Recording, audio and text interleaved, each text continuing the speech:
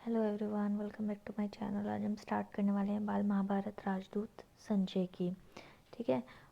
उपलब्ध नगर में रहते हुए पांडवों ने अपने मित्र राजाओं को दूतों द्वारा संदेश भेजकर कोई 7 अश्वरणीय सेना एकत्रित की। मतलब उन्होंने 7 तरह की सेना इकट्ठी कर दी।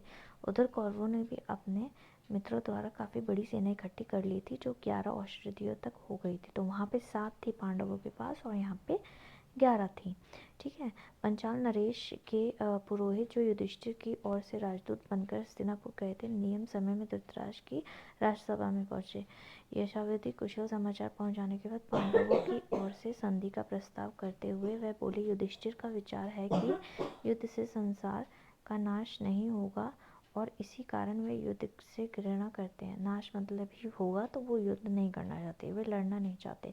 इसलिए न्याय तथा पहले से समझौते के अनुसार यह उचित होगा कि आप उनका हिस्सा देने की कृपा करें और इसमें विलम्ब न कीजिए। यह सुनकर विवेकशील और महारथी भीष्म बोले, यही निश्चय है कि उन्हें उनका राज्य वापस दे दिया जाए। भीम की बात कर्ण को अप्रिय लगी। मतलब भीम की बात जो थी वो भीष्म की बात जो थी वो कर्ण को अच्छी नहीं लगी। वह बड़े क्रोध के साथ भीष्म की बात काटकर दूत की ओर देखता हुआ बोला, 13वां बरस पूरा होने से पहले ही उन्होंने प्रतिज्ञा भंग करके आपको प्रकट कर दिया है, इसीलिए शर्त के अनुसार उनको फिर से 12 वर्ष के लिए वनवास भोगना ही पड़ेगा। कर्ण के इस प्रकार बीच में उनकी बात काटकर बोलने से भीष्म को बड़ा क्रोध आया। वह बोले, राजा पुत्र, राधा पुत्र, तुम बेकार की बातें कर रहे हो।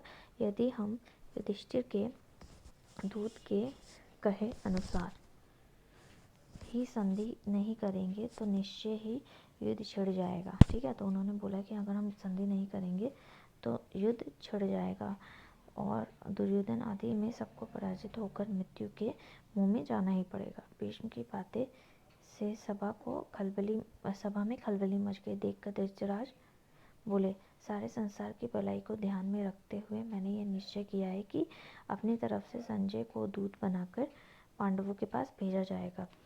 फिर धृतराज ने संजय को बुलाकर कहा, संजय, तुम पांडवों पुत्रों के पास जाओ।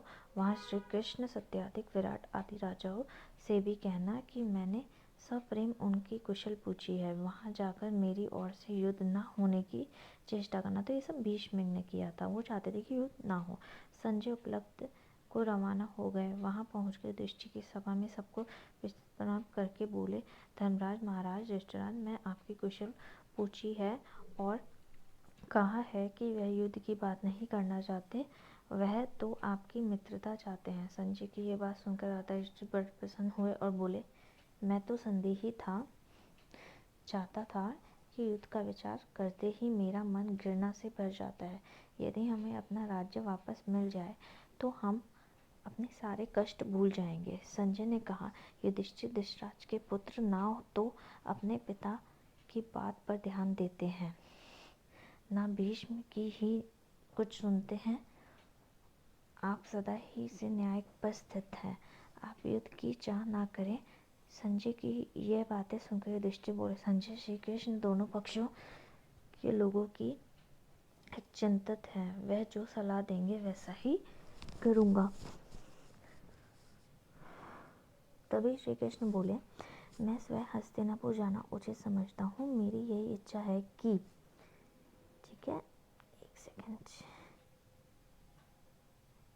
मेरी यही इच्छा है कि कौरवों के साथ संधि की जा सके तो ही की जा सके। श्री कृष्ण के बाद युधिष्ठिर फिर बोले, संजय, कौरवों की राजसभा में जाकर महाराज युधिष्ठिर को मेरी तरफ से प्रार्थना पूर्वक संदेश सुनाना कि कम से कम हमें 5 गांवों की ही दे दो।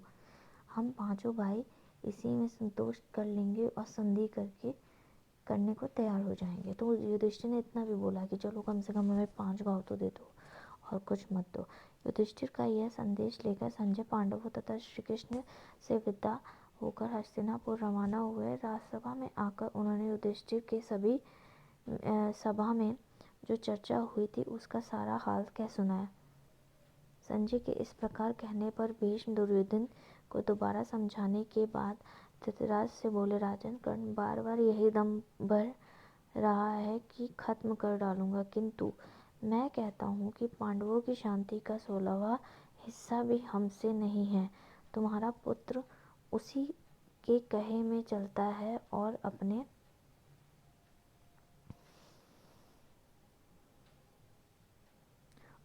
अपना नाश का आप ही आयोजन कर रहा है। विराट नगर पर आक्रमण करते समय जब अर्जुन ने हमारा द्रव्य चूर करके दुर्योधन को कैद करके ले गए थे, तब यह डरपोक कर्ण कहाँ छिप गया था। मतलब ये सारी बातें ना जो है ना वो भीष्म बोल रहे हैं कर्ण के खिलाफ जाकर। दुर्योधन जो ये सब बातें सुन रहा था उठा, अपने पिता की साहस मानता हुआ बोला, पिताजी आप भी कैसे बोले हैं, जो यह भी नहीं समझते कि स्वयं युधिष्ठिर हमारा स्नेह बल देखकर घबरा उठे थे। ठीक है, तो फिर उसने ये बोला कि युधिष्ठिर भी हमसे डर गए थे। उसके बाद युधिष्ठिर की बातें सुनकर श्री कृष्ण ने कहा, फिर वहाँ पे युधिष्ठिर की सभा में बातें हो रही थी, तो युधिष्ठिर की बातें सुनकर श्री कृष्ण ने कहा कि कहा युधिष्ठिर, मैंने भी एक बार स्वयं हस्तिनापुर जाने का इरादा कर लिया है। तुम लोगों को साधुओं का युद्ध बचाने की चेष्टा करूंगा। यदि मैं सफल हुआ तो इससे सारे संसार का कल्याण होगा। मतलब श्री कृष्ण भी नहीं चाहते थे कि युद्ध। युधिष्ठिर ने कहा, श्री कृष्ण मुझे लगता है कि आप वहाँ ना जाएं। दुर्योधन का कोई ठिकाना नहीं है कि वह कब क्या कर बैठे। मुझे वह है कि कहीं वह आप पर ही प्रहार न कर दे।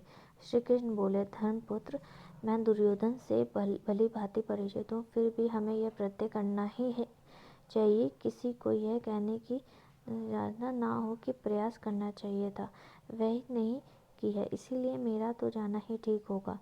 इतना कहकर श्री कृष्ण हस्तिनापुर के लिए विदा हो गए। तो मतलब श्री कृष्ण चाहते थे कि लास्ट प्रयास, मतलब जो आखिरी प्रयास होता है वो करके ही हम लोग सब कुछ करें। तो वीडियो अच्छी लगी हो तो वीडियो को like share and subscribe my channel.